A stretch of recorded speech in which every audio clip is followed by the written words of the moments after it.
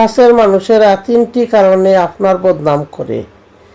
1. আপনি সত্য কথা বলেন, যা অনেকের স্বার্থে আঘাত করে। 2. আপনি তাদের নিয়ন্ত্রণে থাকেন না, তাই তারা আপনাকে খারাপ প্রমাণ করতে চায়। 3. আপনি যেভাবে এগিয়ে যাচ্ছেন সেটা তারা মেনে নিতে পারছে না, তাই তারা আপনাকে বদনাম করে, আপনাকে লোকের চোখে ছোট করতে চায়। খারাপ মানুষের বৈশিষ্ট্য: 1. অন্যের ক্ষতি করে তাতেই আনন্দ পায়। 2. মিথ্যা কথা প্রতারণা করা তার স্বভাব। 3. কারো ভালো সহ্য করতে পারে না। 4. নিজের দোষ কখনো স্বীকার করতে চায় না। 5. সব সময় অন্যকে ছোট করে দেখতে চায়। সেটা হলো খারাপ লোকের ধরন। খারাপ লোক থেকে বেঁচে থাকুন।